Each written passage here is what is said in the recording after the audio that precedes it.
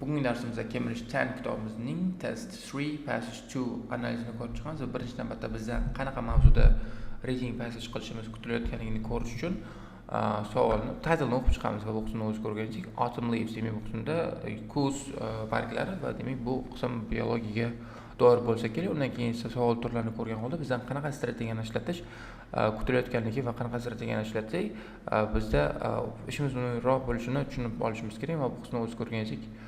Which paragraph contains the following information? Demak, quyidagi qaysi paragraf quyidagi ma'lumotlarni o'z ichiga olgan, ya'ni matching information.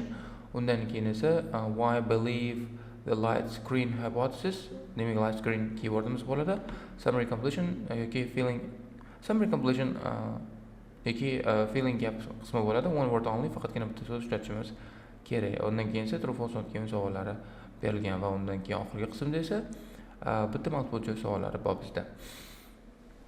Va bu savollarga javob topishning eng yaxshi yo'li bu paragraf o'qigan holda keyinchalik esa analiz qilib ketgan yaxshi hisoblanadi. Chunki masalan you may use analyze more than once. Demak, bu qismda bizda 4 ta paragraf, hozircha 5, 6, 7 ta paragraf bo'ladigan bo'lsa 8 ta paragraf bor ekan va bizda 4 ta paragrafdan ishlatishimiz kerak bo'ladi. Biz 4 ta paragraf birinchi o'qib olib, keyin savollarga qarasak va keyin yana 4 ta paragraf o'qib olib, keyingi qismdagi savollarga qarasak, bizga ishimiz unumliroq bo'ladi. Shuning uchun keling birgalikda o'qishni boshlaymiz. One of the most captivating natural events of the year in many areas throughout North America is turning of the leaves in the fall. The colors are magnificent, but the question of exactly why some trees turn yellow or orange, others red or purple is something has long puzzled scientists. Summer leaves are green because they are full of chlorophyll, the molecule that captures sunlight and converts energy into new building materials for the tree. As fall approaches in the northern hemisphere, the amount of solar energy available declines considerably. For many trees, evergreen conifers being an exception, best strategy is to abandon photosynthesis until the spring. So rather than maintaining the no redundant leaves throughout the winter, the tree saves its precious resource and discards them. But before letting its leaves go, the tree dismantles their chlorophyll molecules and ships their valuable nitrogen back into the twigs. As chlorophyll is depleted, the other colors that have been dominant throughout the summer begin to be revealed. This unmasking explains the autumn colors of yellow and orange, but not the brilliant reds and purples of trees such as maple and sumac. Xo'p, tushunarli bo'lgan bittaman bu qismda. Demak, A paragraf deyotgan bu juda ham odamni shokka qoldiradigan, loy qoldiradigan hodisalardan biri bu kuzda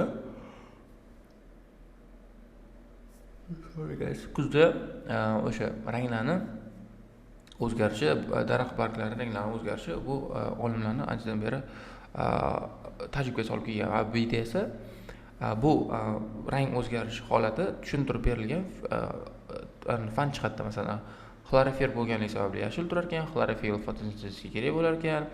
Kuzga kelib quyoshdagi energiya quyoshdan kelayotgan energiya kamayishi natijasida ular fotosintezni to'xtatib qo'yar ekanda, xlorofilni o'ziga qaytarib olar ekan yoki nitrogenni o'ziga qaytarib olar ekan. Natijadan xlorofil ketgandan keyin yashil rang to'xtab, umumiy jihatdan yoz bo'yi ham o'zi kuchliroq bo'lgan ranglar chiqib boshlar ekan. Ular yellow orange bo'lar ekan, lekin red purple boshqacha fenomen orqali tushuntirib berilar ekan. The source of red is widely known. It's created by anthocyanin, the water-soluble plant pigments reflecting the red to blue range of visible spectrum. They belong to a class of sugar-based chemical compounds also known as flavonoids. And what's puzzling is that anthocyanins are actually newly minted, made in the leaves are at the same as the trees preparing to drop them. But it's hard to make sense of the manufacture of anthocyanins. Why should a tree bother making a new chemical in its leaf when it's already scrambling to withdraw and preserve the ones already there? Xo'p, demak, o'z ko'rganingizdek, bu qisilni sababi nima? Qizilni o'sha anthocyaninni bir narsani tushuntirib ketgan so'ragan, nimaga bu daraxtga kerak, o'zi hozir tashlab yubormoqchi bo'lyapti bu barglarni, nimaga uni qanaqadir ya'ni kimikal ishlab chiqarish zarurat bor. Some theories, demak, teoriyalar ketdi. I have argued that they might act as a chemical defense against attacks by insects. They might attack fungi-eating birds, attract fruit-eating birds, or increase a leaf's tolerance to freezing. However, there are problems with each of these theories, including the fact that leaves are red for such a relatively short period that the excess of energy needed to manufacture ants would overweight any anti-fungal or anti-herbivore activity achieved. Demoqchimda juda kam bu demak teoriyalar berilgan va teoriyalar disprove qilingan. Bo'ldi. Ortiqcha gap kerak emas. Description of the substance responsible for red coloration of leaves. Nima hisoblanib bor antisanin bilan bir narsa rangni o'zgartirishim kerak. Mana qidir qilib olaylik. Mana ma'lumotlar berilgan. Shuni C belgilaymiz. Oson bu. Reason why trees drop their leaves in autumn. Demak, nima uchun jon to'rar ekan? Xo'p, mana boqsina bor. Razor planting discarded them. Tashqarar ekan. O'zini resurslarini saqlab qolish uchun bu B bo'ladi. Undan keyingiga o'tamiz. Some evidence to confirm the theory about the purpose of red leaves. Confirm theory ni o'qimadik, keyingi qismda bo'lar ekan bu. Explanation of the function of chlorophyll. Chlorophyll funksiyasi mana yerda yozilgan. Chlorophyll B bo'ladi bu. Demak, B ni ikki marta ishlatdik, demak boshqa narsani qayta ishlatmas ekanmiz. Yetarli. Suggestions that red coloration in leaves could serve as a warning signal. Demak, warning signal.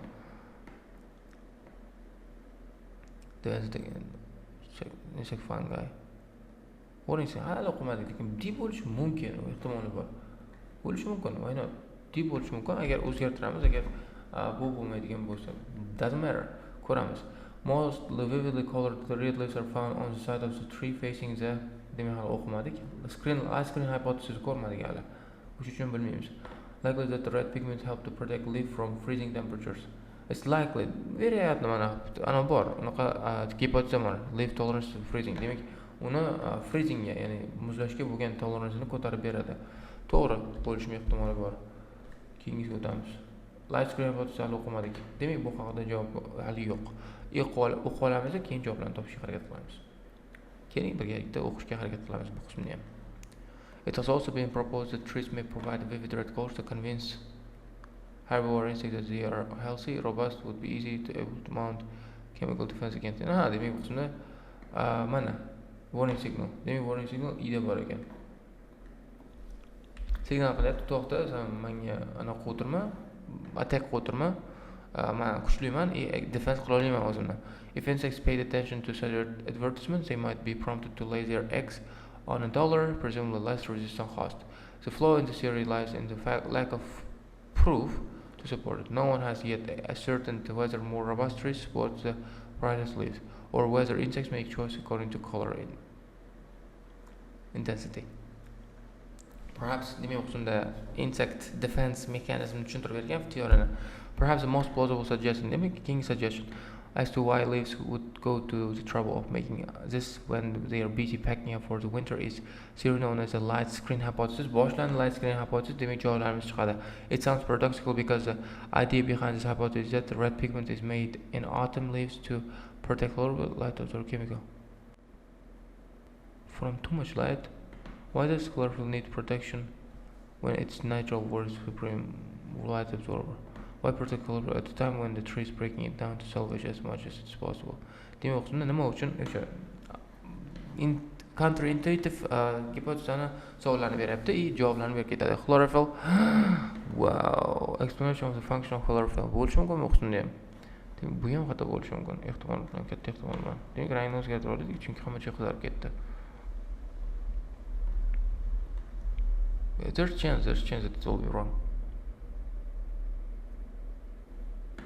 Also, exquisitely evolved to capture energy of sunlight, can sometimes overwhelmed by it, especially in situations of drought, low temperatures, and nutrient deficiency. Moreover, problem of oversensitivity to the light is even more acute in the fall, when the leaf is busy preparing for winter and expanding its internal machinery. The energy absorbed by the chlorophyll molecules of a stable autumn leaf is not immediately channeled into useful production process as it would be in intact summer leaf. The weakened fall leaf then becomes vulnerable to the highly destructive effects of oxygen created by the excited chlorophyll molecules. Chlorophyllni nima uchun qaragan? lekin baribir function of fail. Function b'da bor tinchgina. Buni o'zgartirmayman. B turaveradi. Chunki bu qismda chlorophyll funksiyasi haqida ma'lumot bermagan. Chlorophyll nima uchun bu haqida bunda explanation bo'lishi haqida ma'lumot bergan. Even if you had never suspected this was what was going on left or right, these are clues out there. One is straightforward. On many trees, leaves that are reddest are those on the side of the tree which gets more sun. Not only that, but red is brighter on the upper side of the leaf. It has also been recognized for decades that the best conditions for intense red colors are dry, sunny days, cool nights.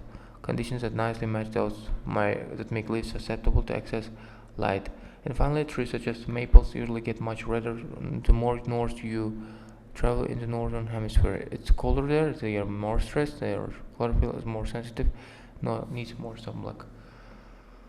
What's still not fully understood, however, is why some trees resort to producing red pigments while others don't bother, simply reveal their orange to yellow hues. Does these trees have other means at their disposal to prevent outdoor exposure to light? This story, though not as spectacular to their eye, will surely turn out to be as subtle as complex. Demak, hali bular yaratilmagan. Demak, xo'p, evidence mana bu yerda bor. Bu evidence. Final evidence, moreover evidence bor. Eshda evidence bor. So evidence to confirm theory, demak bu qismda H bo'lar ekan. Xo'p, BBHEC bo'ldi. Demak bu qism tugadi. Bu qismdagi hamma savollarga javoblasak tushunarli bo'ldi degan umiddaman. Hammasini tushuntirib ketdim shekilli. Adashmasam.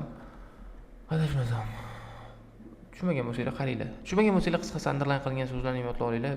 To'g'risida har bittasini maydalab, tushuntirib, spoon feeding qilib yuborish kerak o'zi odam. Prosta o'rganib olinglar so'zlarni. O'sha so'zlarni tarjima qilsangiz o'zi tushunarli bo'lib qoladi. Why believe lights most vividly colored red pills are found on the side of the tree facing the sun? Get some more sun.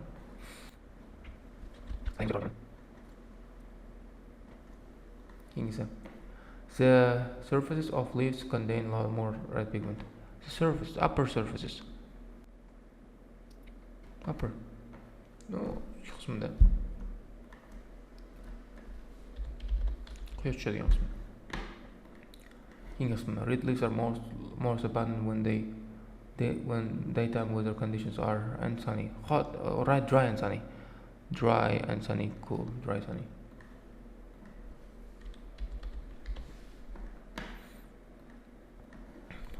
Hold on.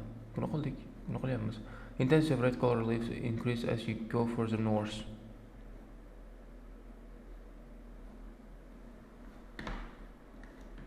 Also, north.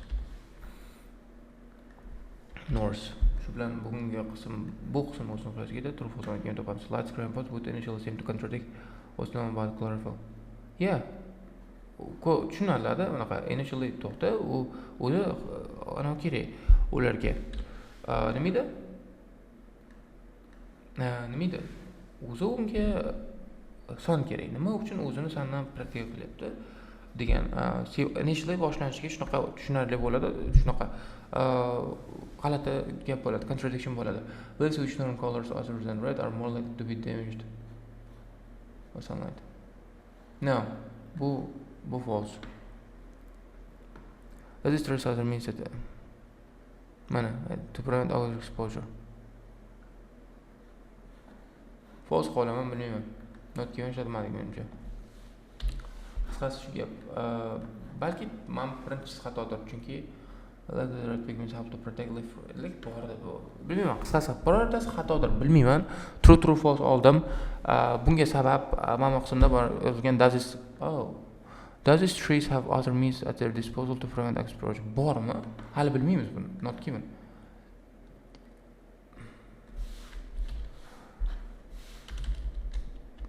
Bilmayman. Bu katta ehtimol bilan not given. Chunki bilmaymiz-da. Hali ma'lumot yozilmagan. Damaged, more likely damaged haqida ma'lumot umuman berilmagan. Sunlight bilan damage bo'lish haqida. Shu uchun bilmayman endi not given yozdim, lekin false ham bo'lishi mumkin, chunki yerda protect degan amal not given yozib qo'ya qolaylik tinchgina. Xo'p, true not given yozdim, false ishlatilmadi. Agar xatolik bo'ladigan bo'lsa, rost bo'lsa. Which of the following questions does the writer offer an explanation? Why couldn't fear remain? No. How leaves turn orange and yellow in autumn? No. Are bird insects which trees are related? No. Are restricted to certain trees?